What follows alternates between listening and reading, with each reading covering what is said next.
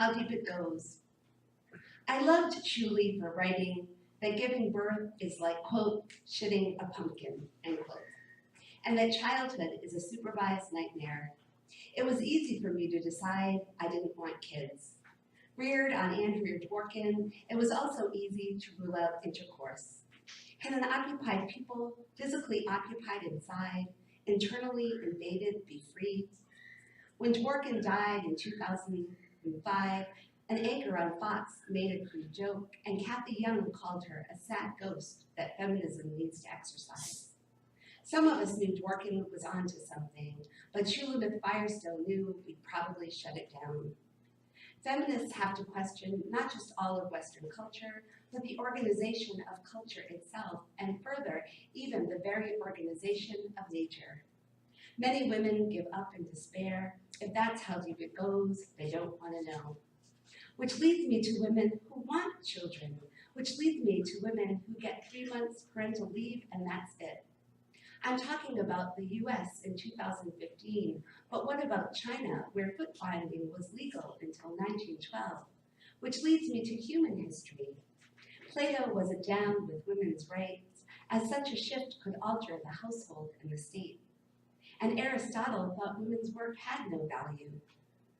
The Enlightenment was not so enlightened when it came to women, which leads me searching for historical blips of female equality.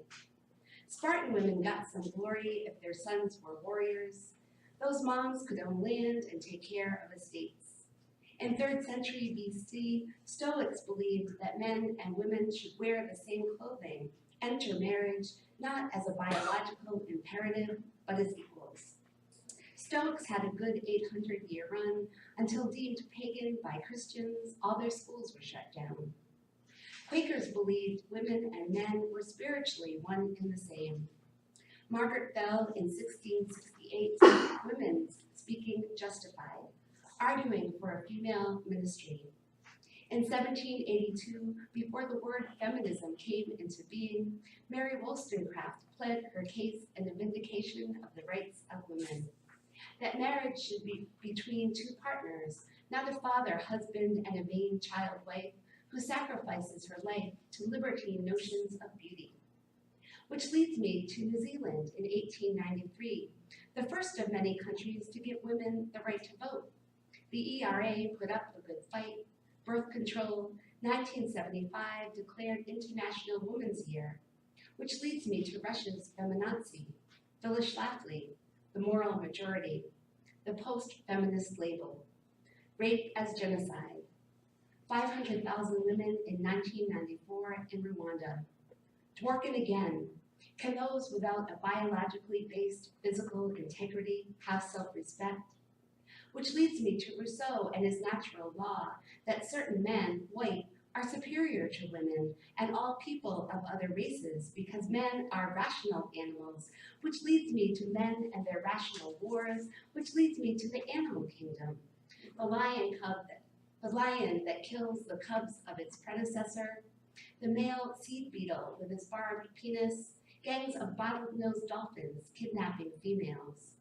Which leads me back to Shuli's despair.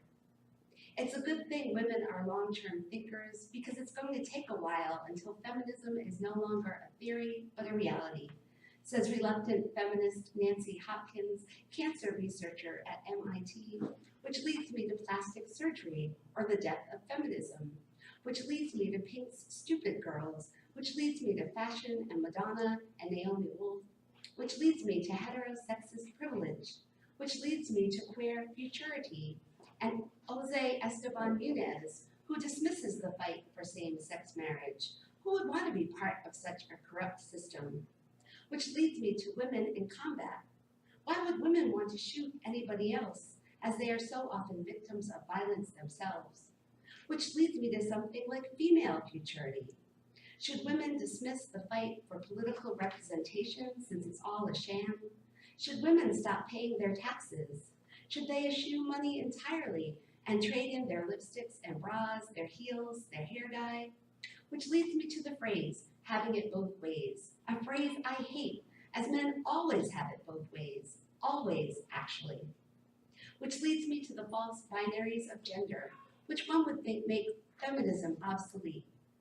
Pop androgyny pretty much died with the careers of Annie Lennox and Grace Jones.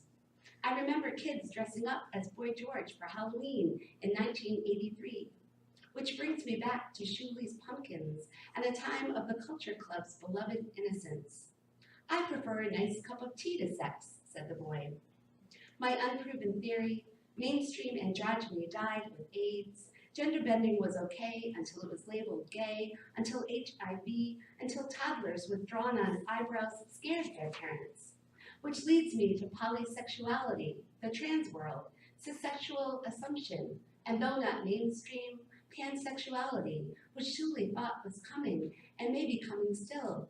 Which leads me back to homophobia, xenophobia, anorexia, mania, which leads me to schizophrenia, from which Shuli suffered, which leads me to her delusion, people hiding behind masks made of their very own faces, which sounds poetic and apt to me, which leads me to mascara, which leads me to Louis Sass's definition of the schizophrenic as one who is acutely aware of the inauthenticities and compromises of normal social existence, which leads me to John Keats and his negative capability, which leads me to, of all people, F. Scott Fitzgerald, who, rephrasing Keats, wrote, "The test of a first-rate intelligence is the ability to hold two opposing ideas in mind at the same time and still retain the ability to function."